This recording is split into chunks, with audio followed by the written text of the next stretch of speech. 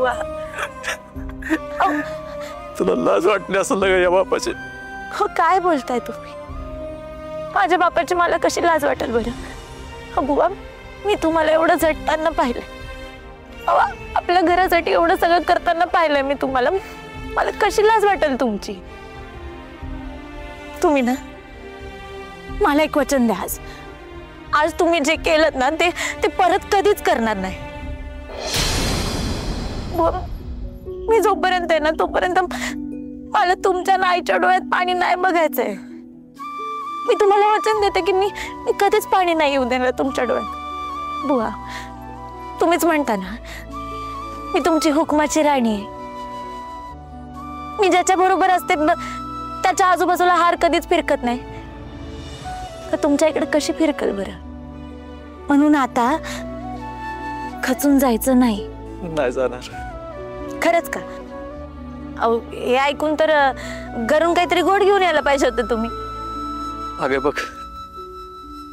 तुझ्यासाठी मी गव्हाची लापशी बनवून आणली. दिवसभर काय खाल्लं नसेल, धर तोंड गोड कर. तुम्ही बनवली लापशी? होय. मग ही द्यायची ना आधी. तुम्हाला माहिती आहे ना मला तुमच्या हातची लापशी किती आवडते. बघू घ्या तुम्ही पण.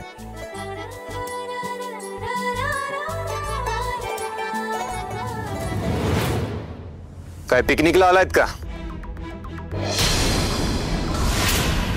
ब्रेक ऑलरेडी संपला आहे, माहित नाहीये तुला? उद्या जर क्लायंटला सॅम्पल पोहोचण्यात उशीर झाला ना तर तू आहेस आणि मी आहे, लक्षात ठेव. अशी वेळ तुझ्यावर येऊ देऊ नकोस.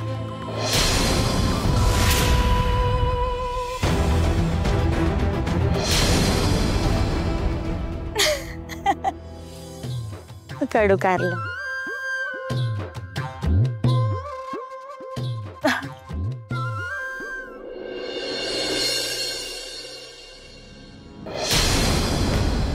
नमस्कार. नमस्कार.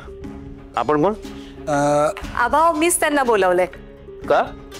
लगेच पत्रिका बघून निघेन म्हणतो. हो पत्रिका? हे काय आहे? सांगते. मालती आई, मालती आई, रत्नाई. काय झालं? बसा. नमस्कार. हे कोण आहे? सांगते. बसा ना इशे, बसा. आई हे खूप मोठे आणि तज्ञ ज्योतिषी आहेत. ह्यांची वेळ सहजासहजी मिळत नाही बरं का. पण मी विनंती केली म्हणून ते आपल्याकडे आले.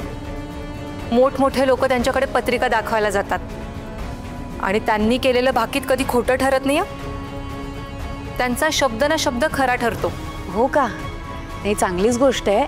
पण हे अचानक इथे का आलेत? आई अहो, इंद्रा भाऊजी एवढ्या मोठ्या प्रोजेक्टवर काम करतायत, रात्रंदिवस त्या प्रोजेक्टवर राबतायत. मग त्यामध्ये त्यांना यश मिळेल की नाही हे आपण बघायला नको का? म्हणून ह्यांना बोलवलं.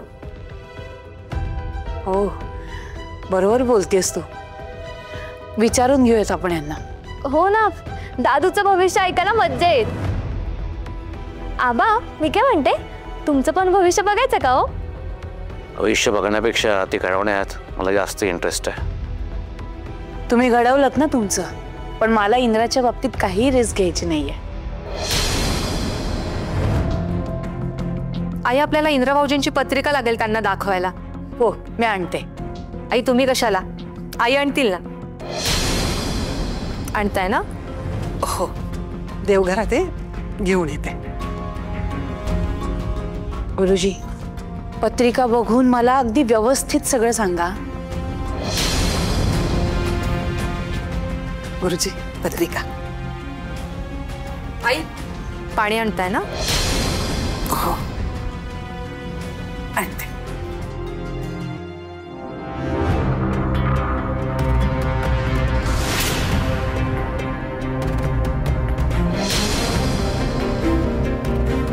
गुरुजी पाणी घ्या. हा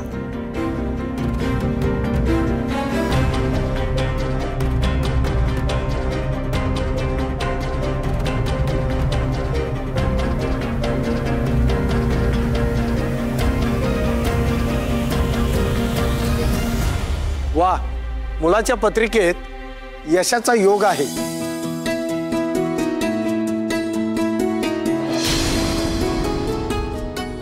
वा, गुरुजी मी सांगते ना, माझा इंद्रा आहेच असा यश खेचून आणणारा. हो, पण यश लग्नानंतर आहे. अहो हे तर अजूनच उत्तम झालं. आम्हाला त्याच्या लग्नाची काळजी आहेच. गुरुजी, त्याच्या लग्नाबद्दल काही सांगता येईल का? नाही म्हणजे कधीपर्यंत होईल, कशी मुलगी त्याला मिळेल? योग आहे, जवळचाच योग आहे, पण त्याच्या आयुष्यात जर त्याची हुकमाची राणी आली तरच हा योग सुवर्ण सफल होईल. लक्ष्मीचा वरदहस्त असेल तुमच्या घरावर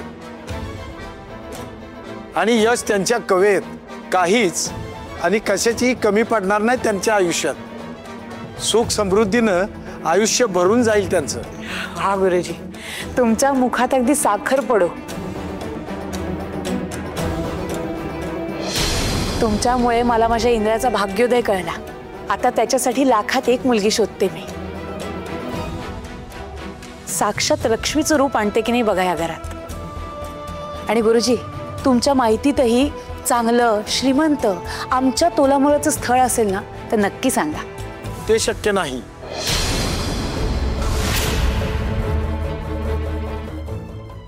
शक्य नाही म्हणजे?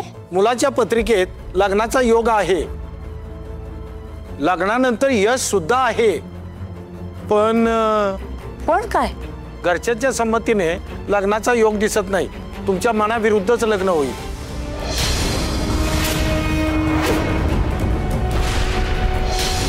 नाही, हे शक्यच नाही.